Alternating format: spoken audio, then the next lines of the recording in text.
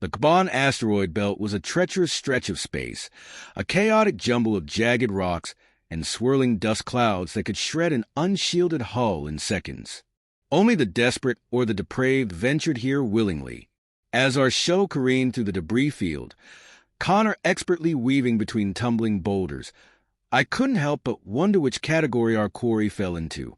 The distress beacon had been vague, a mere wisp of a signal, but there was no mistaking the fear lacing those fractured words. Krill raiders breached our hull, casualties mounting, losing atmosphere. The transmission had crackled with static before cutting out entirely, leaving an ominous silence in its wake. I glanced over at Connor, his face a mask of focus and determination as he guided us deeper into the asteroid belt. Beside him, Sergeant Wilkins and Corporal Young checked their weapons with grim efficiency, MAG rifles primed and ready. They were the best of the Athena's tactical squad, handpicked by Connor for this high-risk rescue op. And then there was me, Era Zen, barely a month into my new role as Concordance ensign. By all rights, I should have been a liability, a green recruit more likely to get someone killed than be of any real use. But Connor had insisted I join the mission, citing my Delta combat training and familiarity with Krill tactics. "You've proven yourself a dozen times over," he'd said, clasping my shoulder with that warm, steadying grip of his. "There's no one I'd rather have watching my back out there."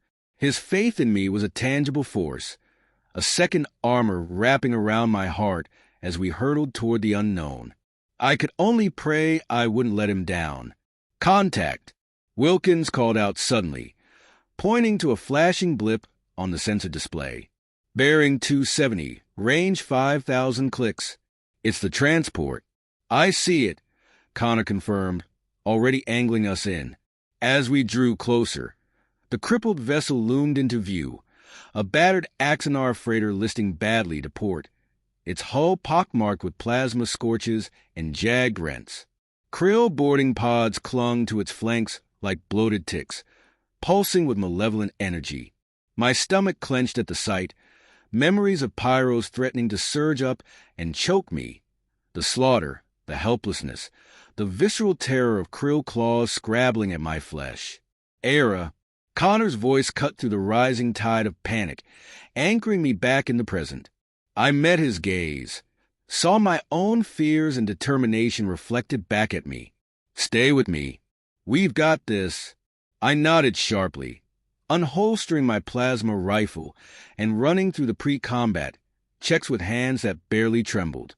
This wasn't pyros. I wasn't that lone, frightened soldier anymore.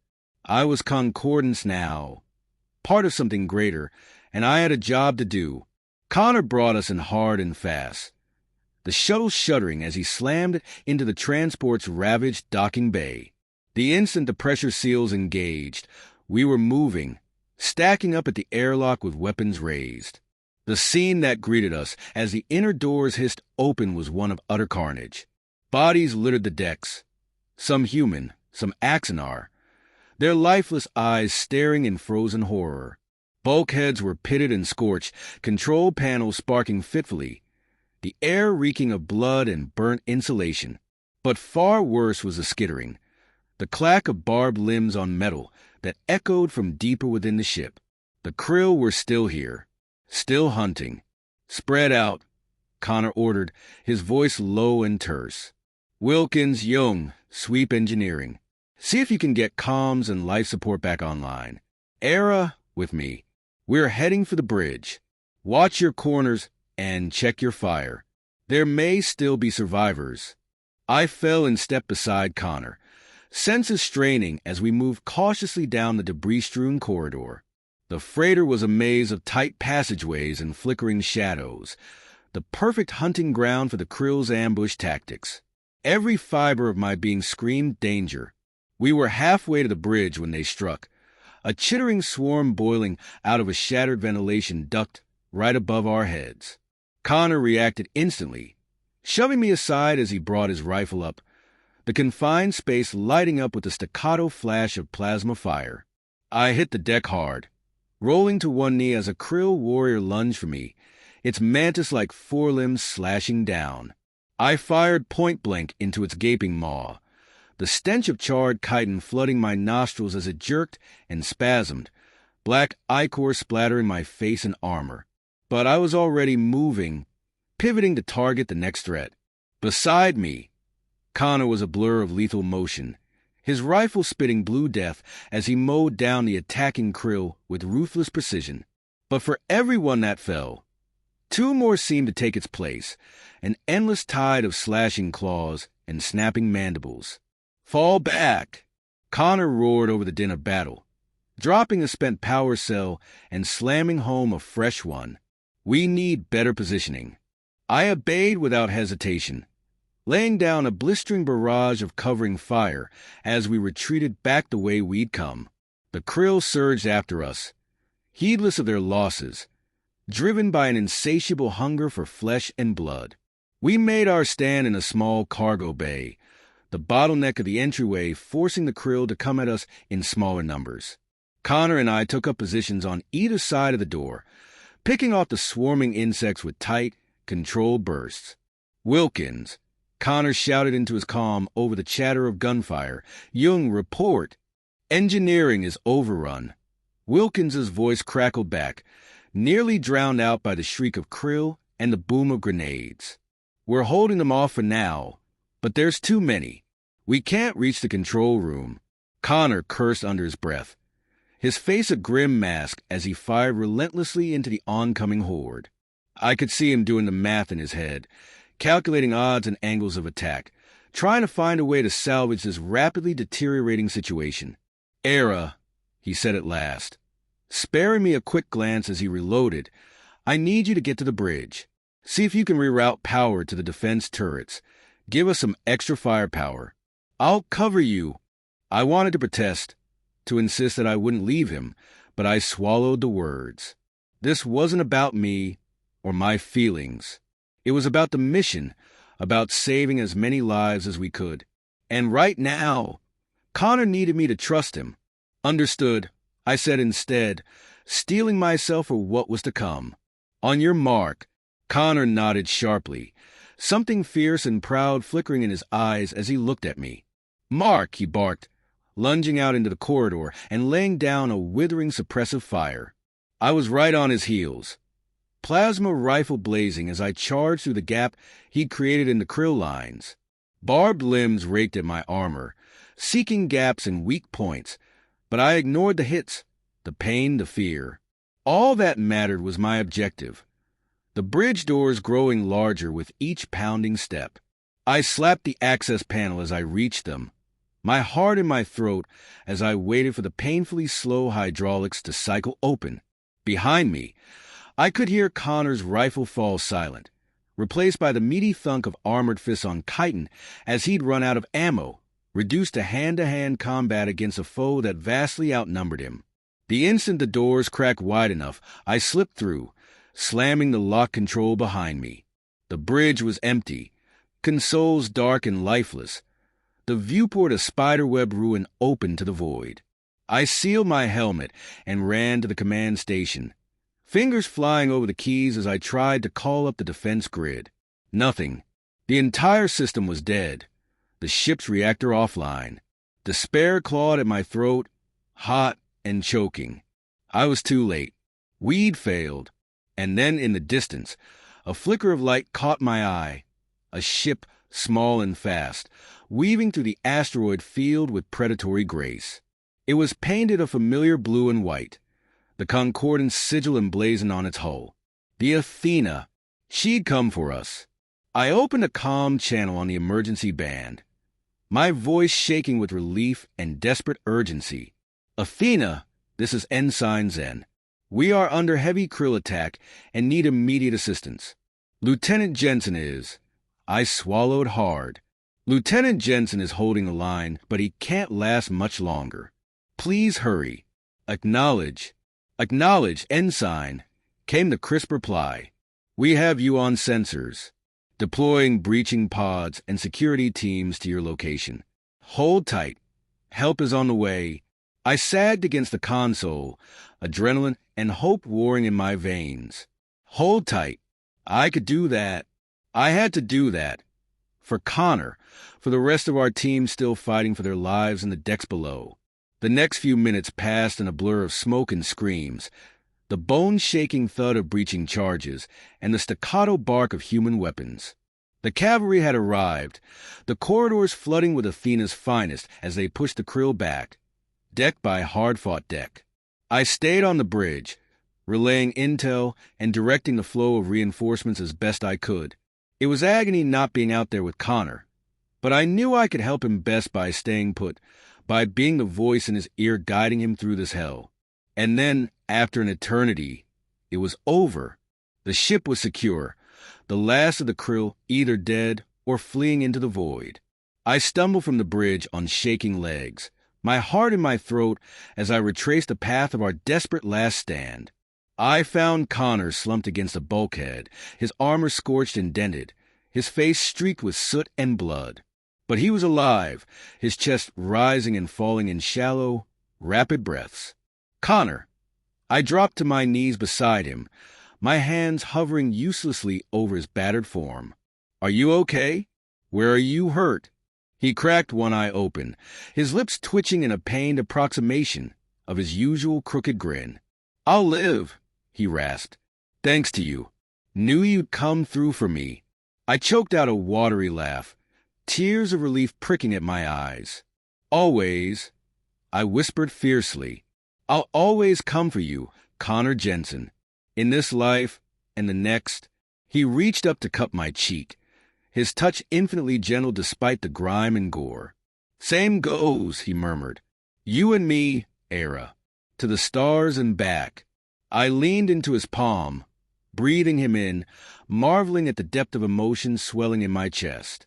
This human, this impossible, infuriating, incredible man, had become my lodestone, my guiding light in a galaxy of chaos and doubt. With him by my side, I felt like I could take on the universe itself. Little did I know then just how soon that conviction would be put to the test. For even as we picked ourselves up, battered but unbroken, forces beyond our knowing were moving against us, ancient powers stirring from their long slumber. The krill had been only the beginning, the first harbinger of a coming darkness that threatened to swallow us all. The Athena, with Connor and I at the vanguard, would soon find ourselves at the very heart of the maelstrom. But that is a story for another time. For now, we had earned our rest, our moment of hard-won peace in each other's arms. The future would bring what it may. Together, we would face it all, for Earth, for the Concordance, for the light.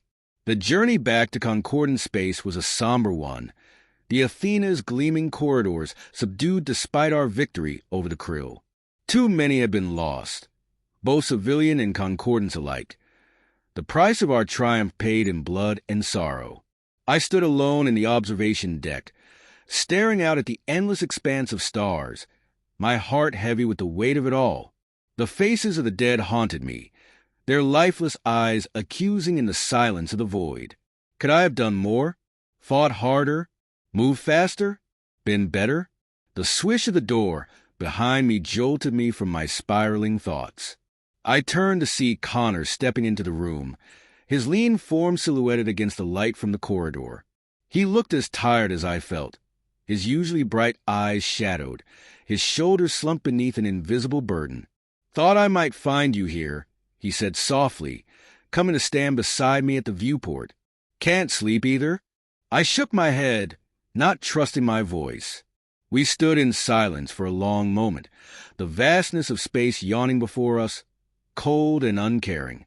I keep seeing their faces, I whispered at last, my throat tight. The ones we couldn't save, the ones I failed. Connor's hand found mine, his callous fingers lacing with my own. You didn't fail anyone, Era. We did everything we could. Sometimes it's just not enough. Enough?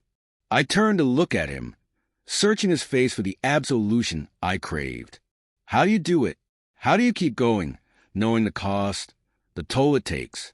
He sighed, a bone-deep weariness in the sound.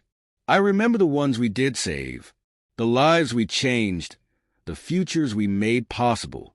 I hold on to that, On to the hope that tomorrow will be better because of what we did today. His words kindled a spark in my chest, a flicker of light amidst the darkness. He was right. For every life lost, countless more had been saved through our actions, our sacrifice. That had to mean something. It had to matter. I squeezed his hand, drawing strength from his solid presence, his quiet certainty. "Thank you," I murmured, "for being here. For being you." The ghost of a smile touched his lips, his eyes warming as they met mine. "Always," he echoed softly. "I'll always be here, Era. No matter what comes." We lapsed back into silence, but it was a different kind now, companionable rather than oppressive. The stars no longer seemed quite so cold, the future not quite so bleak. Together, we could bear the weight of it, the sorrow and the hope alike. It was Connor who finally broke the spell, straightening with a soft grunt. "Come on. Cap's called a senior staff meeting in an hour. Scuttlebutt says the brass have been in a tizzy ever since we reported in on the krill attack." I frowned, unease prickling at the back of my neck. "You think they know something we don't?" "I think they suspect," he said grimly. "The krill have always been raiders, scavengers. Nasty pieces of work, but small time in the grand scheme of things. For them to pull off an attack like this. So deep in Concordant space, there's got to be something bigger at play." The implication sent a chill down my spine, a creeping dread that had nothing to do with the recycled air of the ship. If the krill were just the tip of the iceberg, what other horrors lurked beneath the surface, waiting to drag us down into the abyss? As if sensing my unease, Connor bumped his shoulder against mine, a reassuring touch. "Hey, whatever it is, we'll face it together. You and me. Remember?" I managed a small smile, bolstered by his confidence, his faith. "To the stars and back," I agreed. We made our way to the briefing room, the corridor seeming to stretch on forever, my nerves winding tighter with each step. By the time we reached the door, my heart was hammering against my ribs, my palms slick with sweat. The room was already crowded when we entered. The Athena's senior officers gathered around the large central hollow table. I spotted Captain Halvar at the head, her weathered face grim, her steel-gray hair pulled back in its usual severe bun. Beside her stood Commander Vasher, the Velian executive officer, his bulky frame towering over the others. Wilkins and Jung were there as well, looking battered but resolute, along with a handful of other department heads I recognized from my time aboard. The air was thick with tension, with the unspoken knowledge that whatever we were about to hear, it would change everything. Captain Halvar looked up as we entered, her sharp gaze fixing on me for a long moment before sliding to Connor. "Lieutenant Ensign." "Good. We're all here." She tapped the command into the hollow table, bringing up a shimmering star map of the sector. Angry red dots flared to life across its surface, each one marking the site of a krill attack in the past month. "As you can see," she began, her voice clipped and precise, "the incursion on the Kaban asteroid belt was not an isolated incident. The krill have been growing bolder, striking at targets deeper and deeper within Concordance territory. And they're not alone." Another tap, and a new set of markers appeared, this time in sickly green.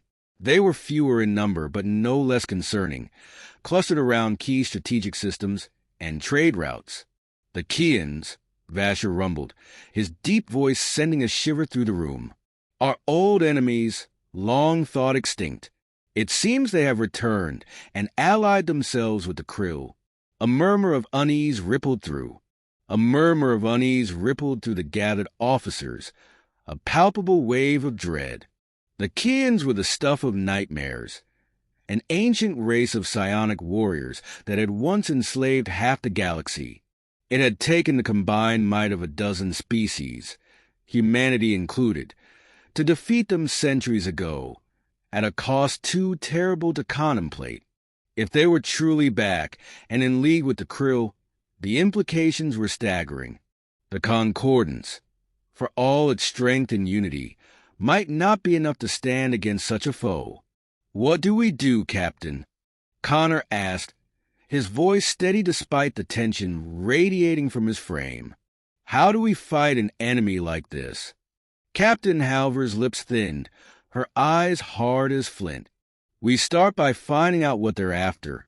The Krill and the Kians both seem to be searching for something, some kind of ancient artifact or weapon. We need to find it first.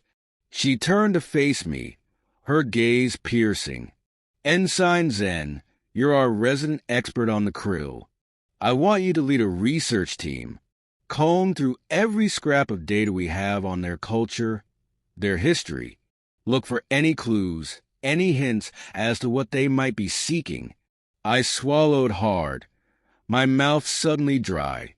Yes, Captain. I'll start right away. She gave a sharp nod. See that you do. The rest of you, I want this ship ready for anything. We're going to be operating on the front lines of this conflict, and I need everyone at their best. Dismissed. The room emptied quickly, the officers scattering to their duties with a new sense of urgency. Soon, only Connor and I remained, standing before the slowly rotating holomap, the weight of our task settling heavy on our shoulders. An ancient weapon, Connor mused, his eyes tracking the glowing dots of the Krill incursions. What do you think it could be? Some kind of doomsday device left over from the Kian Wars. I don't know, I admitted, my mind already racing through the possibilities. But whatever it is, we can't let them find it. The Krill are dangerous enough on their own, with Kian backing and this mystery weapon. I trailed off, unable to give voice to the dark thoughts swirling in my head. The scale of the threat we faced, the sheer magnitude of what was at stake. It was almost too much to comprehend. But we had to try. We had to fight, with every ounce of strength and courage we possessed. For the Concordance, for each other, for the light. Connor's hand found mine once more, his fingers twining with my own in a silent promise. Together, always. Come on, he said softly. Let's get to work. We've got a galaxy to save,